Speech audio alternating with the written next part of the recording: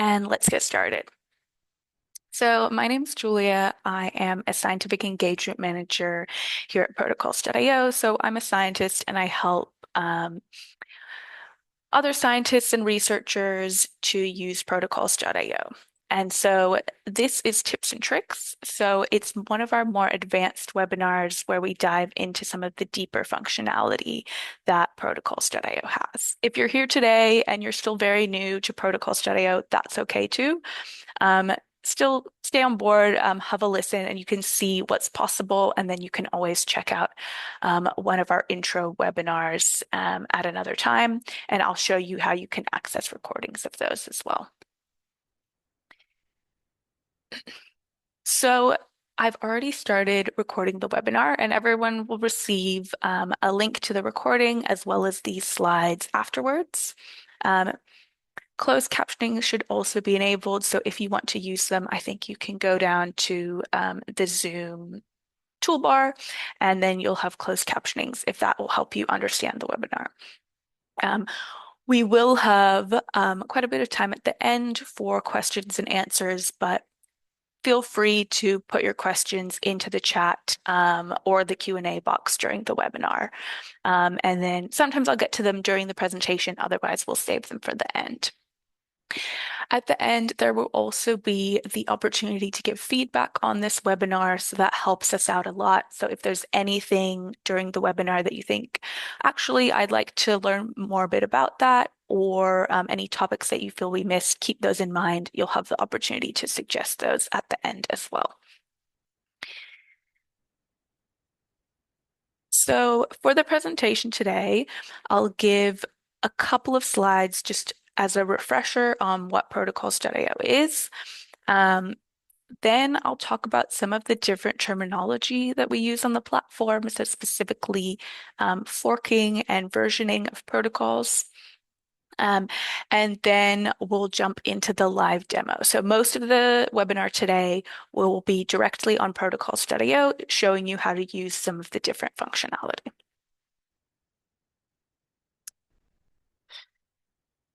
And so hopefully if you're here at this advanced webinar, you kind of understand generally the two sides of Protocols.io. So on the one hand, we are an open access repository where you can publish your methods and share those with the community. So the methods that are published receive a DOI, and that enables you to get credit and recognition for that method development. And then the other side of the platform is that Protocols.io is a space for you to document your methods so they're readily available to your team or other collaborators, and everyone can work on them in one space. So this ensures that you're kind of retaining that knowledge in one place. And that the way Protocols.io is structured via the forking and versioning, can save a lot of time in terms of updating those methods. And then these two sides of the platform really interact with each other. And so we'll go to the next slide. The protocols that are on the published public side of the platform can be brought into and reused on the private side of the platform. And then as you're developing methods on the private side of the platform, they can be worked on. And when they're ready to be published, they're already there, ready in the right format. And you just need to click publish and then push them to that public side. And that should be kind of an overview of the purpose of Protocols.io. And then in terms of publishing, so if you're wondering how Protocols.io as a methods repository fits into the kind of greater publishing process, if you haven't heard of modular publishing already, this is what it is. So it's essentially the concept of breaking down a research project into smaller standalone outputs or modules, as you could say. And those are published independently. So that could be something like code, methods, data, and they're all put into the appropriate repositories and then linked to that key story or research paper later. And so we have an example of that in practice here.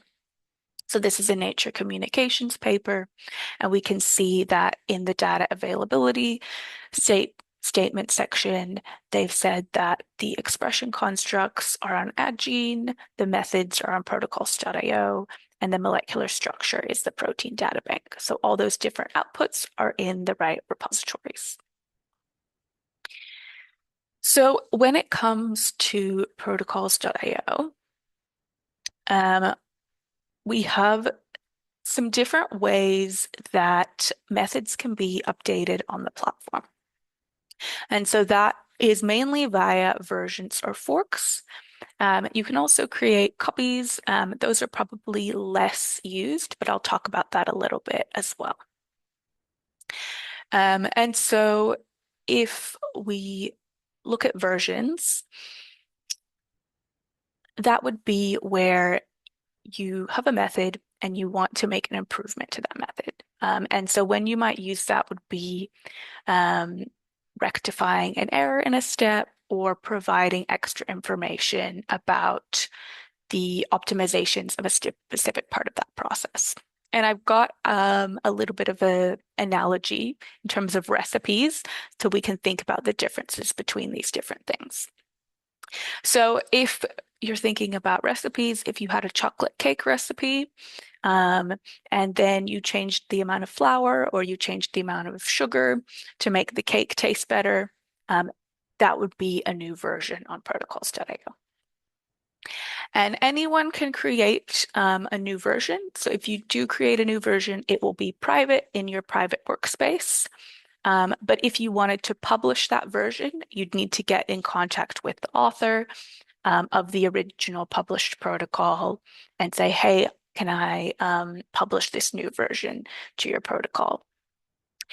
Because only the original protocol's authors can publish new versions. And we'll see what that looks like here. So we'll see version 1, version 2, version 3. The other option is forking a protocol. And this is if you're changing the method or the recipe for a different circumstance. So in my example, this might be if you're making a vanilla cake instead of a chocolate cake. So it's still a cake, so you can use a lot of the instructions that already existed for your chocolate cake recipe. But it's not a chocolate cake anymore. It's a vanilla cake. And so therefore it would be more appropriate to create a fork. And so from a kind of research context, when you might use that would be if you're modifying the method for a different sample type, a different species, a different strain, or occasionally maybe a different piece of equipment. So if we bring it back to the recipe example, maybe you're not making a chocolate cake anymore, you're making chocolate muffins. And that would be a fork instead of a new version. And anyone can create a new fork and anyone can publish a new fork on the public side of protocols.io as well. And so if someone forks your method and publishes their fork, what you'll see is something that looks like this. And so this would be the new fork that someone else has published, and this would be your protocol. Oh, sorry, you can't see my mouse. So this would be your original, and this would be the fork that was published, and then this would be the original protocol. So what it means is that credit is always maintained back to the original protocol developer.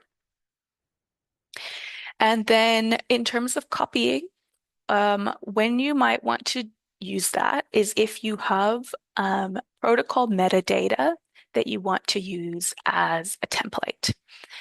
So if we go back to our recipe example, maybe I'm now making a chicken recipe. So it has nothing to do with baking. It has nothing to do with cakes. I'm not going to use any of the steps from these two other recipes, but the recipe is still authored by me and maybe my sous chef, and then it's also still made in my kitchen. And so you can have all of that information that's brought over, but the methods would be completely different. And so in that instance, there's no links back to the originals like we see in these other examples because it's an unrelated method. And so, yeah, what we see people using that for is if they have multiple protocols with the same abstract authors or affiliations. So with that overview, um, hopefully people are familiar with the different ways that you can kind of create and get your protocols onto protocols.io. And so these are shown on the slide here. And so the first one we'll see is to fork an existing protocol. So you might be in a workspace with other people, and they have developed protocols. Maybe you'll want to fork one of their protocols and adapt it for your research, or one of the existing published protocols on the platform. And then it will give you a structure that you can edit rather than drafting from scratch. But you can, of course, draft from an empty protocol and add in all of the steps yourself. We also have the option, if you have a Word document or a PDF file that already has your steps written out, you can import that into protocols.io. Hopefully everyone knows how to do that as well. If you don't, feel free to ask at the end in the Q&A. And we also have a protocol entry service where we'll have a team of people who will enter the protocols for you. That does have a cost associated with it unless you're part of one of our universities that has a premium license. All right, so that's everything that I had to show in the slides. We'll now move into protocols.io. So this is some of the topics that I'm going to be covering. And you'll see those on the right. Some assumed knowledge for the demo today is what you can see here. So searching for published protocols, kind of the general concept of workspaces and how they work, and how to import and publish protocols. So I won't be covering that in detail, but at the end, I'll point you to places where you can find that information, or happy to explain it at the end. And so this is what we'll be talking about. So I'll go ahead and stop sharing now and then reshare in protocols.io.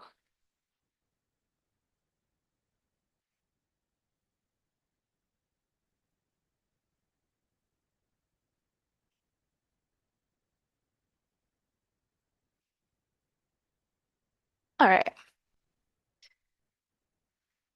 So let me just move my Zoom around. Okay.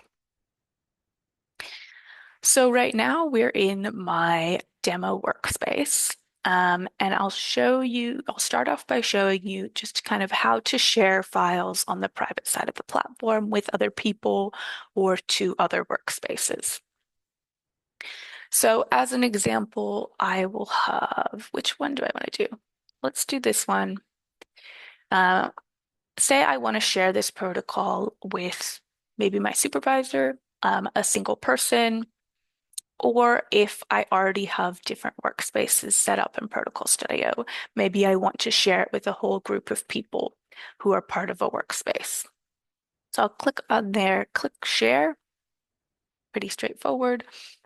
And I can already see who has access to this. So there's me. I own this file, so I have access. And this file is located in this demo workspace, so everyone in that workspace can edit that file. I'm part of an organization, so if you were at a university that had a premium license, you would see your university name here. And right now, people within my university, for example, wouldn't have access to that. And then I can see there's another workspace that I've given view only permissions to. I can go in and I can add a person.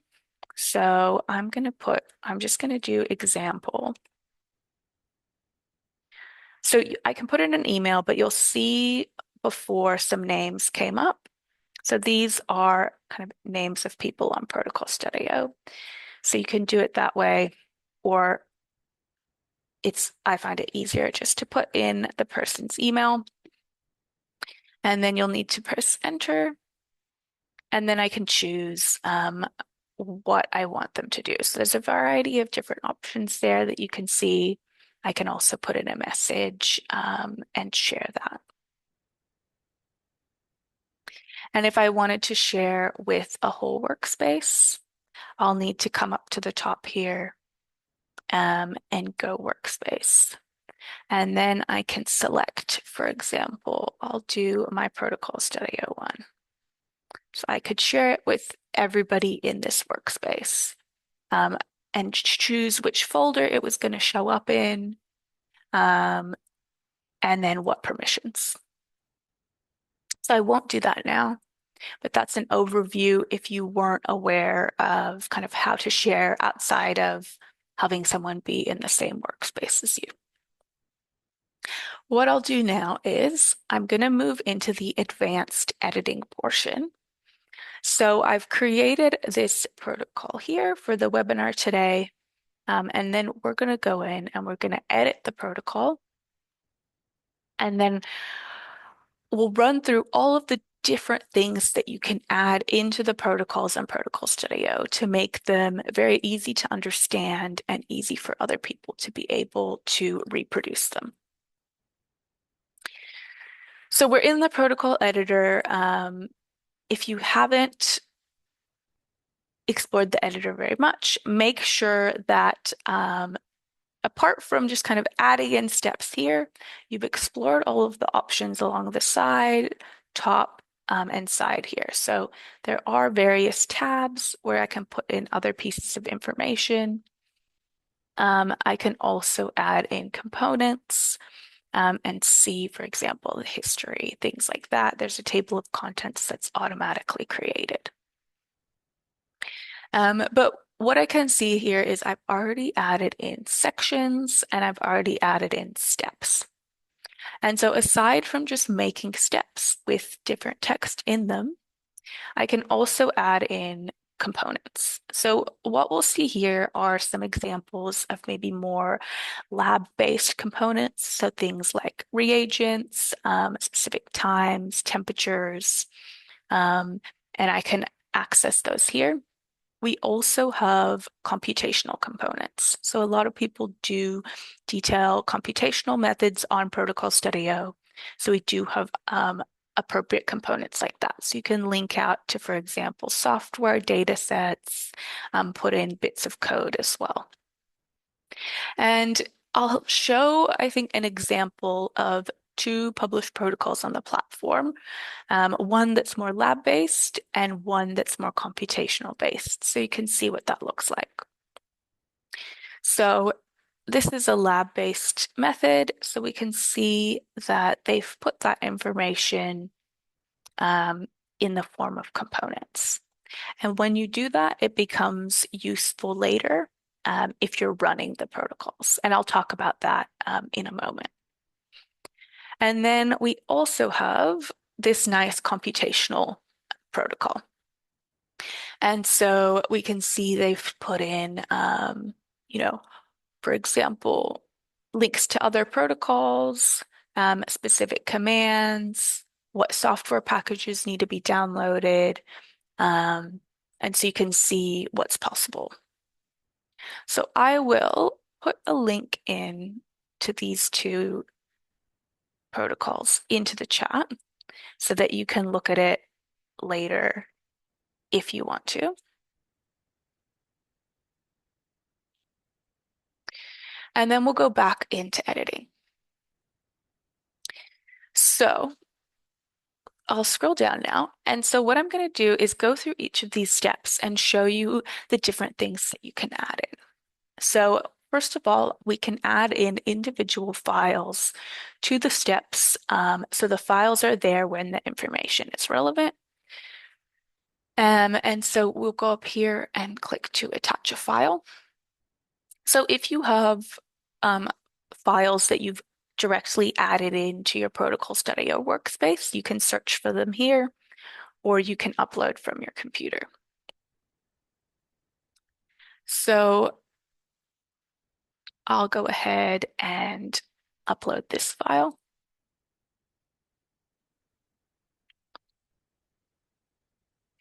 And so we can see that's there. You can also add in images. So you can click here to insert an image.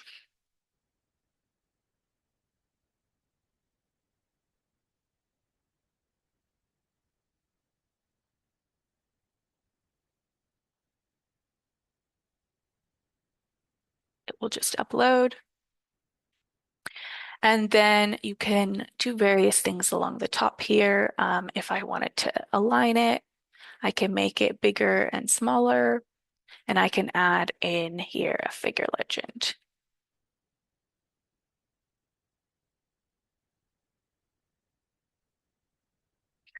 Um, if I really want to be thorough, I can add in a video. And so there's a few different options. So if you had a really short video, you can use that same insert image video to add the video directly to the protocol.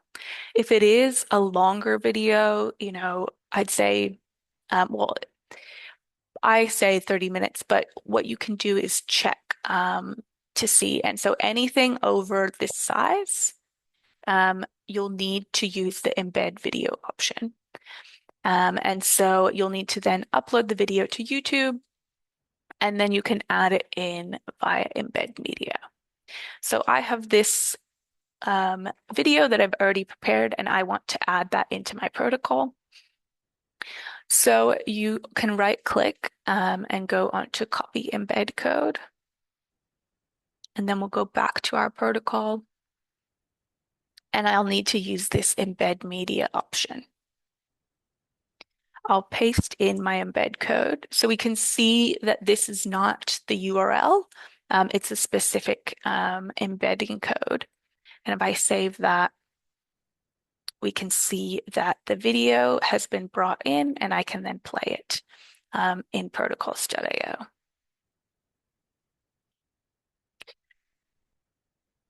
So that's a nice way to add in that information into the protocol. What you can also do is add in a table with formulas. So I will go ahead and add in a table so you can access that up the top. And so you can see it already has these kind of column and row titles as you would have in Excel. And you can come in and actually rename these titles. So I would right click on that and then click to rename this column. I'll do column A. So you can do that if you want to. Personally, I prefer to add in column titles just at the top here. So full volume. And the reason for that is that when you do add in formulas, you'll need to type in the specific cell references. So it could be nice to still have those labels to know what that is. So what I'm doing is just putting in a very simple thing where we have, for example, some samples of a certain volume, and I want to know the total volume needed for however many samples that I have. So I can add in a formula to calculate that. So but differently from Excel, what you'll need to do is specifically type in A2 times B2 and then enter. And we can see that it's calculated 10 times 50. So that can be really nice if you have a calculation that needs to be done, but maybe these values aren't known till the experiment's being completed. No worries, you can just kind of remove those, and then someone can fill out that information and have that calculate automatically while they're doing the experiment. This is a very simple calculation, but you can imagine if it was something more complicated, that would be very helpful. And there's no need to kind of open up a separate Excel to do that. So this can be very good if you have, kind of limited size of tables. Imagine kind of anything that fits in here, but, you know, for very complex Excel sheets that would be kind of hundreds of cells, I would do is then use that attachment to attach the Excel file into the protocol. All right. So the next thing that we'll look at is the well plate map. So I have this well plate example that I've attached as an Excel file. So that's one way you can do it. But what you can also do is show it in Protocol Studio, which I'll show. So we can see this is, for example, the layout that might be needed. And I'm going to show how I can then import that into Protocol Studio. Oh. So what you'll need to do is go to Components, and we'll scroll down and you can have a well plate map component. So I could, we have several kind of standard sizes. You can also enter your own size if you, for some reason, had a special well plate map that was made. But what I'm going to do today is I'm going to import my file, and I'm going to import this file that I showed earlier.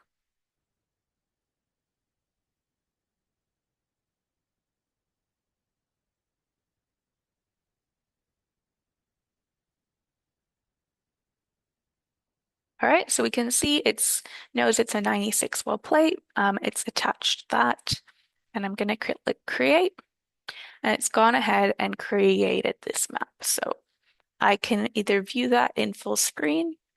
I can also zoom out to be able to see the whole thing.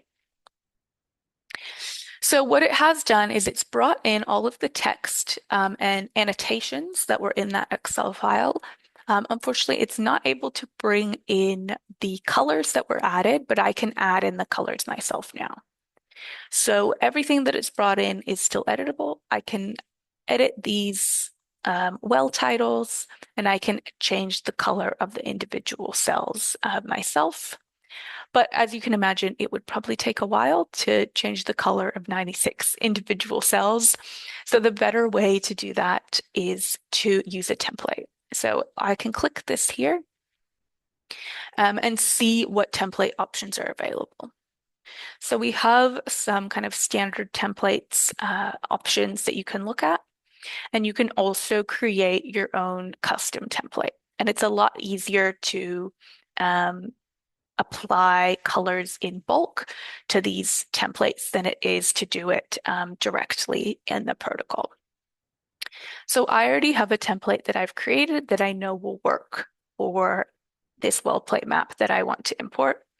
So we can see I've added that in, but you'll have the opportunity to kind of create the size of a specific pattern that you want repeated across your well plate.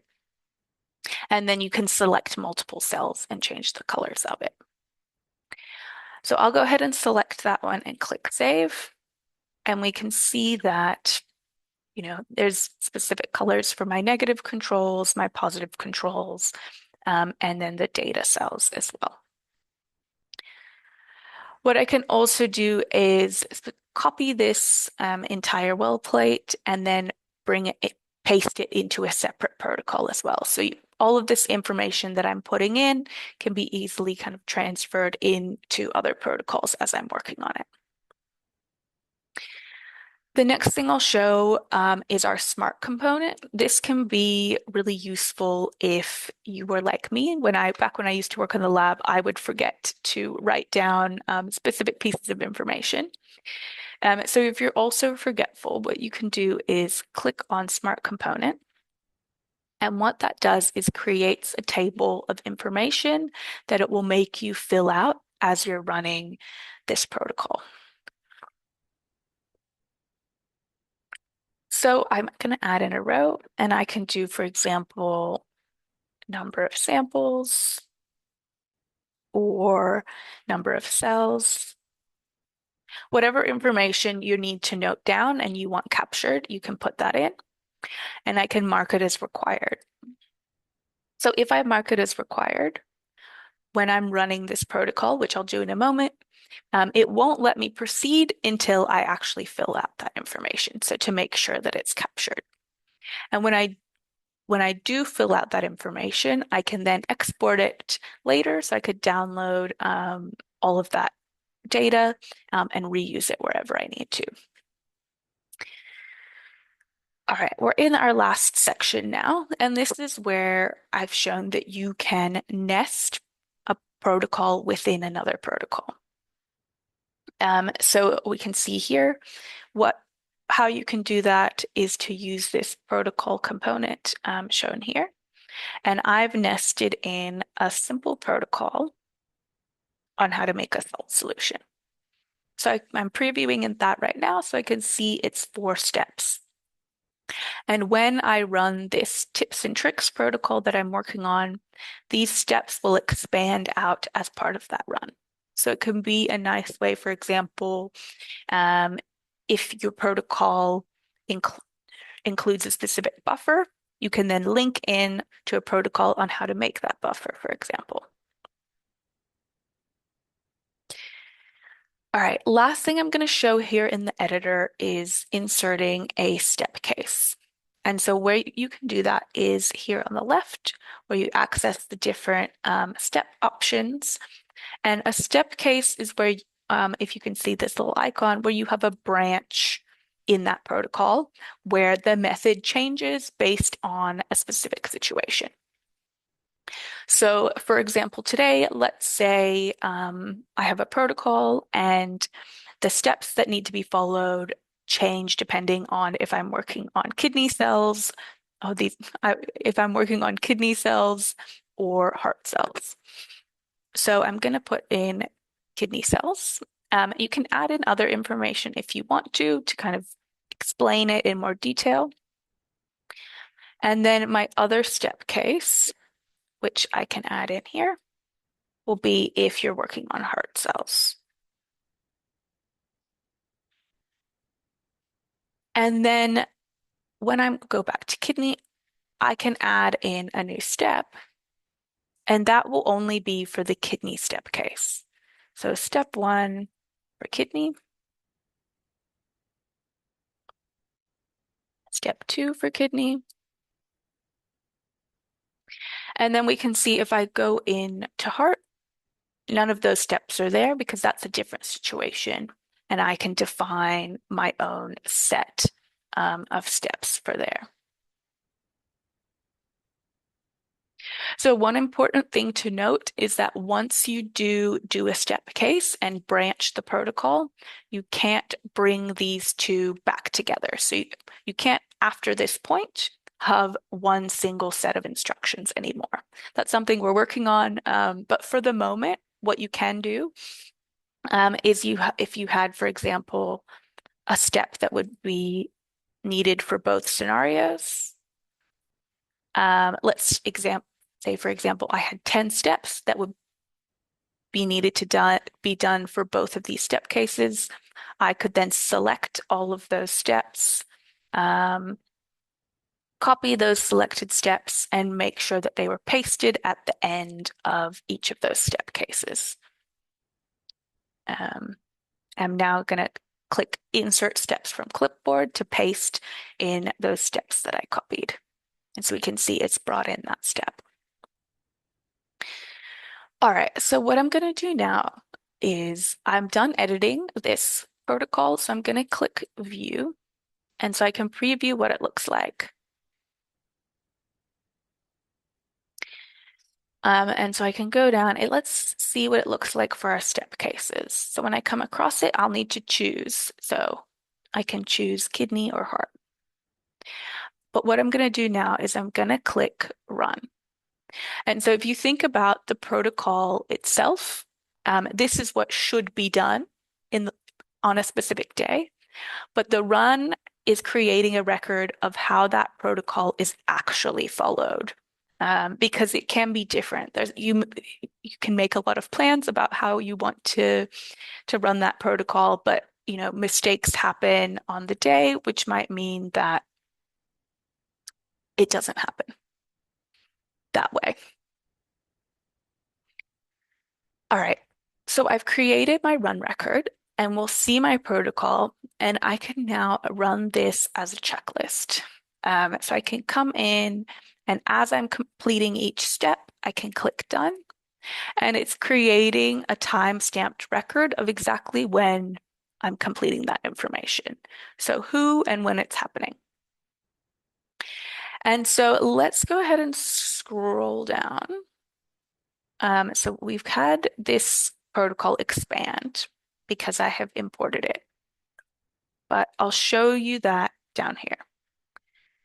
So this protocol, you remember that I nested into my other protocol. We can see it's at step 13, and now the steps of this protocol have been added into my run as sub-steps.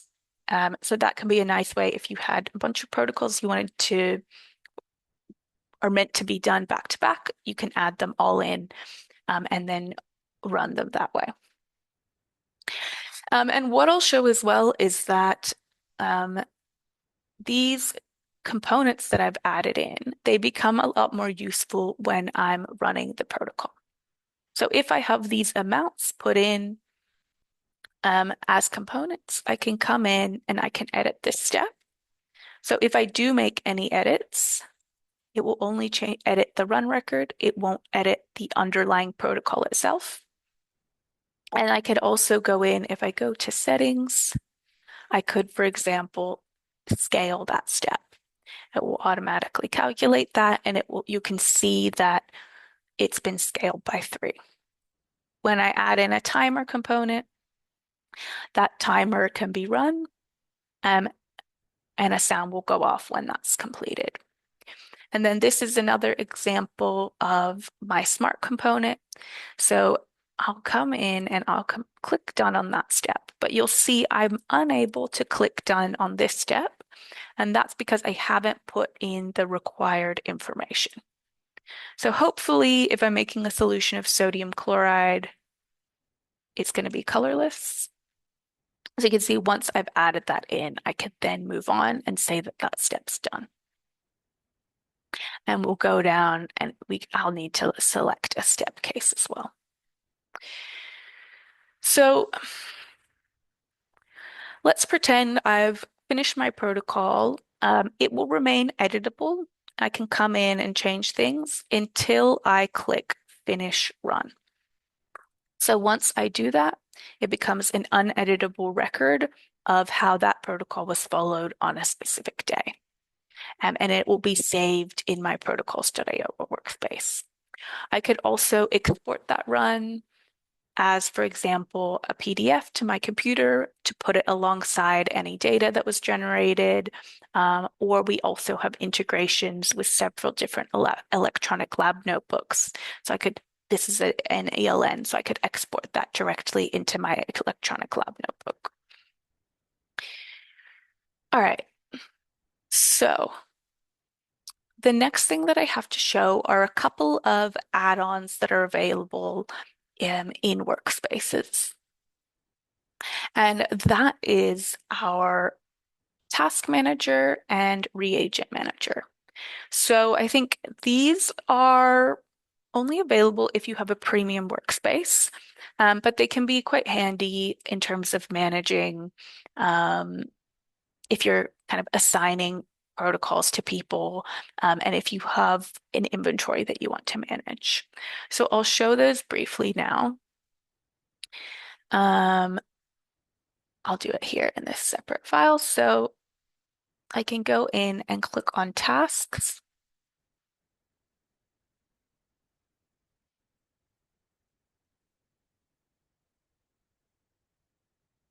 And I've got various kind of demo tasks that I've created on webinars that we can see, so they can be either open, in progress, or closed and completed. I'm going to go ahead and create a task. And for example, I'm just going to put complete these protocols. You need to press save. And then you can add in multiple protocols to this task.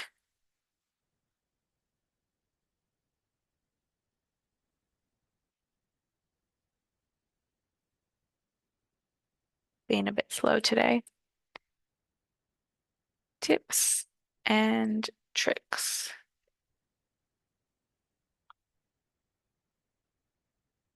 There we go. I'll put in that one. I could also search to add in another protocol as well if I wanted to. And so I can assign the protocols to specific people. So it would have to be whoever's a member of my workspace. So I know that that's me, Julia, I'm in the workspace, and Leanne, that's my alter ego. That's my last name backwards. Um, and so let's say I want to assign part of this protocol to myself, but I'm being lazy, so I only want to do steps 1 to 5. So steps 1 to 5 are assigned to me. I could also assign that to those specific steps to a specific date if I wanted to.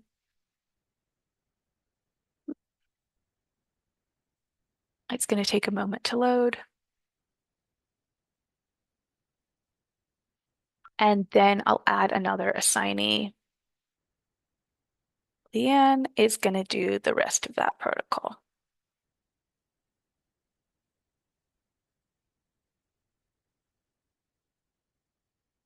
So you can add in a lot of granularity in terms of what you want people to be completing. And what we can imagine as well is that maybe Julia and Leanne are the specific people in the lab who are going to be completing that work.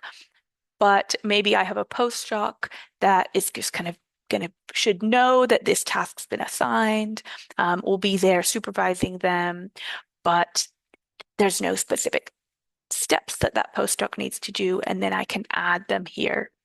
Um, it's mostly just different versions of me in my workspace, but I know I have this other account that I want to add in. So I think that's loading in the background. Yes. So yep, I can add in kind of my postdoc so that they know about it. And let's say I want to do this um, next week. I think so. It's loading.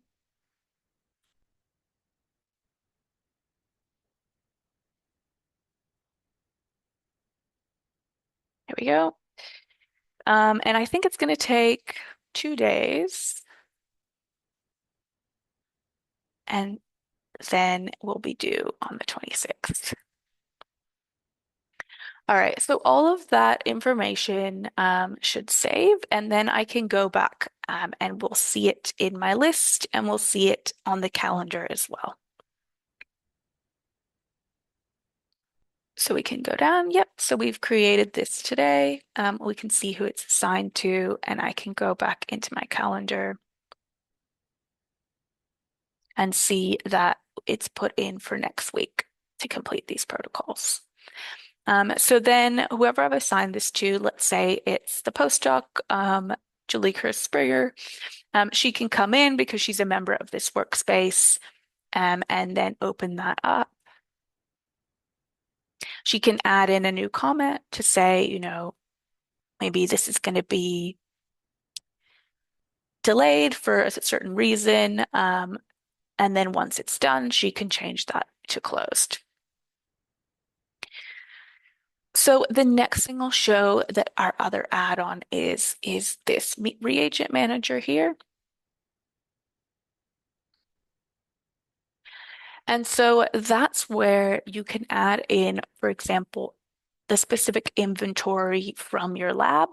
And so that could be useful for a variety of reasons. So people can add those specific reagents to the protocols, and you can ensure that it is the correct reagent from the correct supplier with the correct number. Because for things like antibodies, for example, it can really matter where that reagent came from because it can make a big difference on if that protocol works or not. So these are some reagents that I've already added into my workspace. I can create a new reagent one by one if I want to by adding that information in here. Or what I think is easier is to click on Upload Reagents, and then you can just attach in a CSV, so from Excel, a CSV file with all of that information in the table and upload that in one go. And so when you do that, everyone will be able to see from within that workspace what reagents you've added.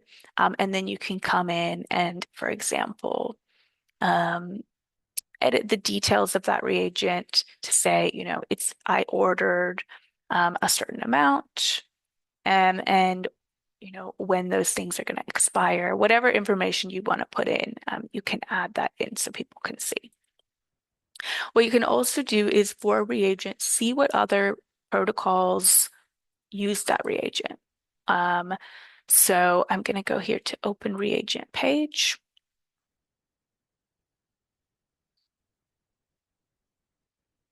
And so we can see that on protocols.io, these are all of the published protocols that use that same reagent. So that can be kind of useful as well to see what other people are working on similar stuff to you, or help with troubleshooting as well.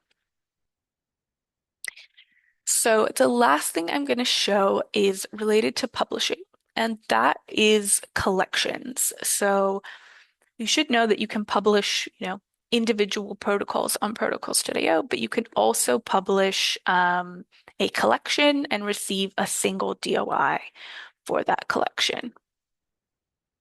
So we've got an example of that here.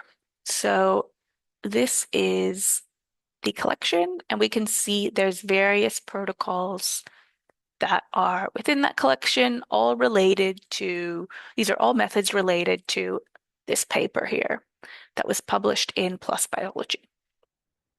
And so the benefit of putting all of these protocols into a collection is that, well, if someone comes across them, they'll be easily able to find the related other protocols, but also we do have a single DOI for that collection that can be put into this research paper. So you don't need to have a list of 10 different DOIs saying these are all of our methods.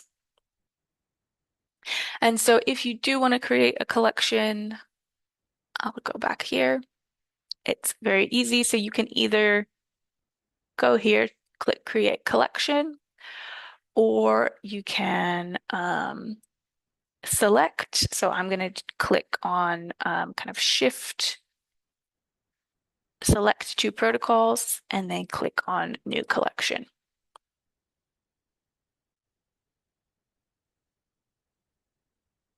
And we can see there, it's created a collection with these two protocols. I can add in other protocols as well. I can view that. So I haven't put in any information up here yet, but once I added in, for example, the metadata, I could then publish that and get the DOI. So that's all I had to show within the protocols.io system. I'm going to go ahead and jump back into the slides to finish up before we move to Q&A.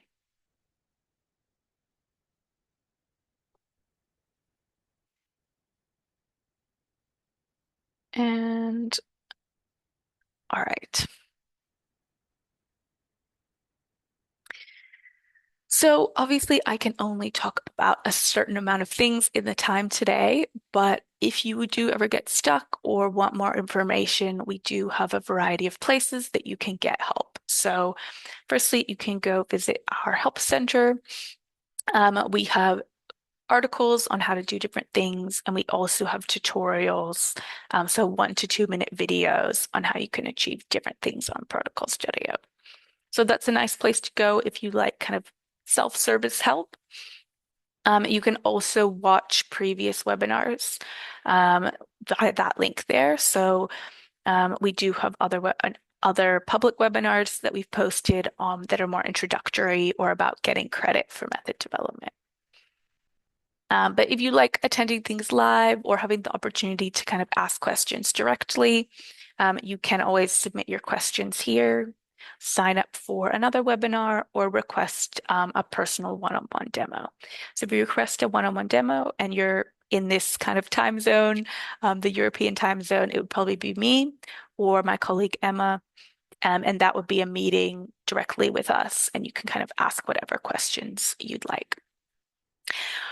One other thing, if you do think that, other people at your university or in your department would be interested in protocols.io, you can kind of request a dedicated webinar. We're happy to come speak at universities about how to kind of publish your protocols, link them to research papers, things like that. All right, so that's the end of the presentation. And then you'll see here there's a QR code. So that is the webinar feedback survey that I mentioned before. If you could fill that out, that would be really, really helpful. It helps us tailor the content and make sure it's as useful as possible for you. So you can scan the QR code. I will also put into the chat that link that you will see there. So that you can just follow that link. But yeah, feel free to answer any question, ask any questions into the chat or Q&A. Um, you can also kind of raise your hand and I can take you off mute. And we can also pause the recording if anybody would prefer to ask questions off the record. So the floor is open.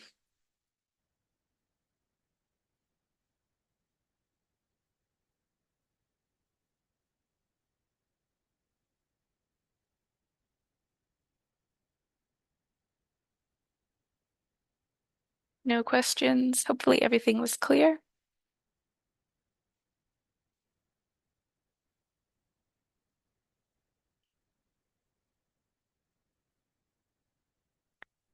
All right, I'll go ahead and stop the recording now, and then I'll stay on for a minute or two.